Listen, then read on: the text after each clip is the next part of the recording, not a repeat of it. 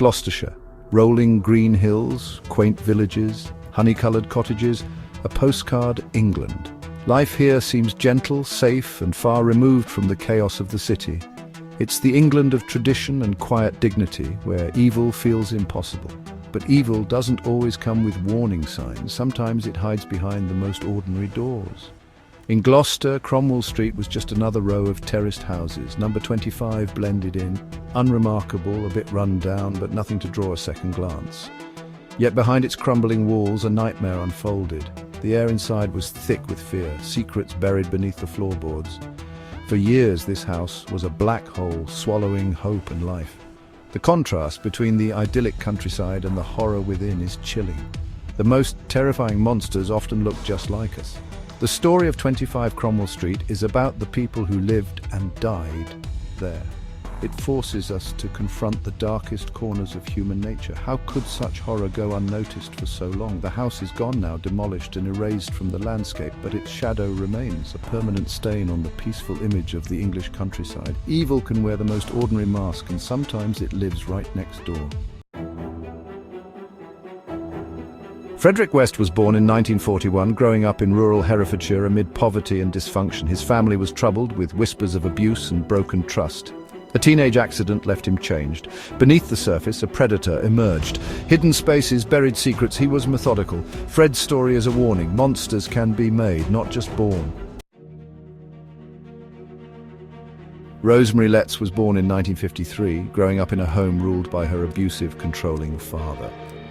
She was quiet, withdrawn, desperate for affection and escape. Meeting Fred West as a teenager, she found the attention and freedom she craved. He was older, charismatic, and offered her a way out. At 16, she moved in with him, becoming stepmother to his children. She traded one form of control for another, far more sinister. Fred groomed and manipulated Rosemary, introducing her to his world of violence. Over time, she became not just a victim, but an active participant. She developed a cruel streak, directing her rage at the young women Fred brought home. Rosemary became the gatekeeper, luring victims with offers of rooms or jobs. Her femininity made her seem trustworthy until it was too late. Once inside, victims were trapped. Rosemary was no longer the frightened girl from Devon. She was the mistress of the house, a tormentor in her own right. Her journey from abused child to sadistic killer is a chilling example of how the cycle of abuse can mutate into something monstrous. She was both a product of her past and the architect of her own evil. Together, Fred and Rosemary would become a force of unimaginable cruelty. Fred and Rosemary West were not simply predator and pawn. They were partners in crime. Their relationship was a twisted alliance, each enabling the other's darkest impulses. Fred provided the physical power and skills for murder and concealment. Rosemary was the bait, her presence luring vulnerable women into their web. Together, they were more dangerous than either could be alone. After moving to Cromwell Street, their crimes escalated. The house became a laboratory for their depravity, filled with a revolving door of victims. Many were runaways or drifters chosen for their vulnerability. The Wests offered shelter, then stripped their victims of dignity, freedom, and life. Even their own children were not spared, witnesses and victims of horrific abuse. The disappearance of their daughter Heather marked a chilling turning point. Fred and Rosemary lied, claiming she'd left for a job while she was buried in the garden.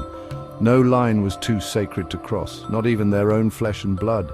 Their partnership was sealed in blood, a bond forged in the darkest recesses of the human soul. Behind the ordinary facade, they created a house of horrors. For over 20 years, the horrors of Cromwell Street remained hidden.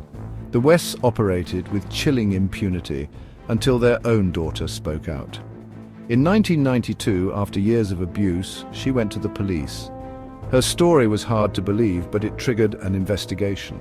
Police began to re-examine missing persons files connected to the family. Still, they had no idea of the scale of horror beneath their feet. Fred tried to control the narrative, lying and playing the wronged father. The real turning point came in 1994, when police searched for Heather West. Under pressure, Fred cracked, admitting to killing Heather and revealing her burial site in the garden. It was a calculated confession, an attempt to contain the damage. But with that admission, The floodgates opened. Police intensified their search, bringing in forensic teams.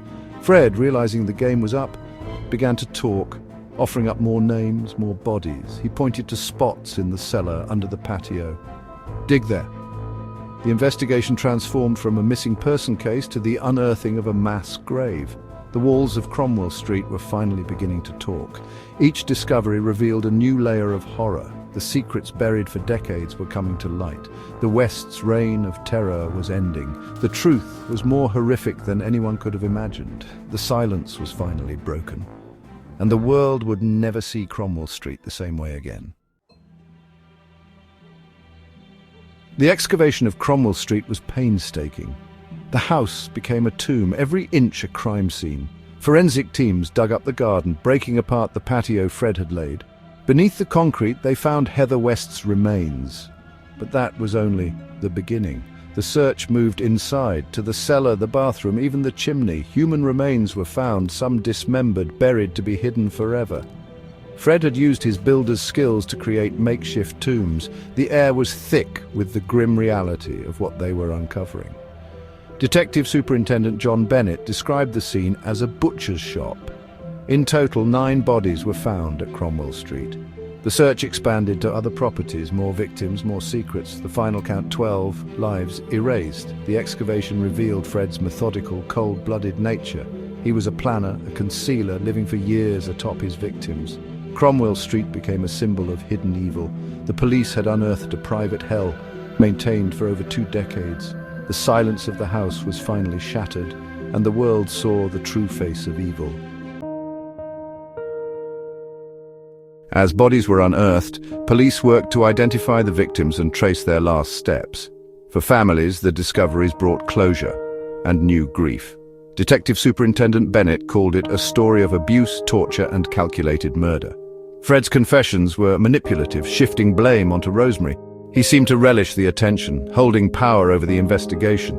Rosemary, in contrast, denied everything, cold, emotionless, and unremorseful. The evidence pointed to her as an active participant, not a pawn. Survivors who escaped the West's house shared their stories, painting a picture of constant threat and violence. Caroline Roberts, a former lodger, gave crucial testimony, revealing a pattern of abuse. These voices from the abyss were vital. They helped build the case and ensure justice. The survivors' courage brought light to the darkness of Cromwell Street. Their stories ensured the victims would not be forgotten, and that at least one perpetrator would face justice. The legal process was fraught with loss and unanswered questions. On New Year's Day 1995, Fred West took his own life in prison, escaping justice and taking secrets to the grave. For the victims' families, it was a final betrayal.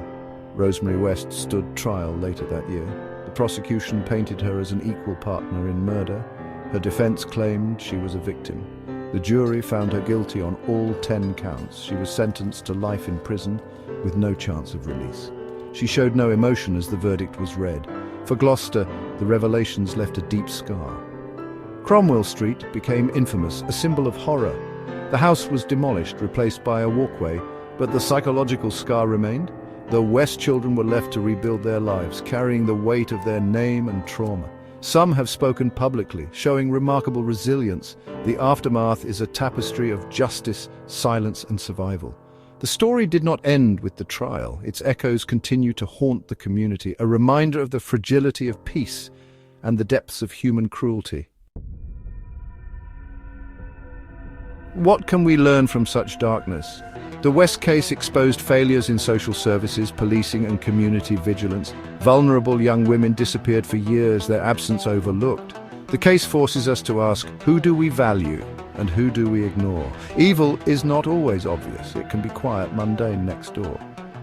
Fred and Rosemary West exploited trust and vulnerability. This story teaches the importance of vigilance and listening to our instincts. Communities must look out for one another. It's a vital safeguard. The bravery of the West children in speaking out was the key to unlocking the truth. We have a collective responsibility to listen to vulnerable voices and act. Preventing future horrors depends on seeing early warning signs. The legacy of Cromwell Street is remembrance. We must remember the victims as individuals, not statistics. Their stories are a permanent reminder of the cost of cruelty and indifference. In the silence where the house once stood, their echoes call us to compassion and vigilance.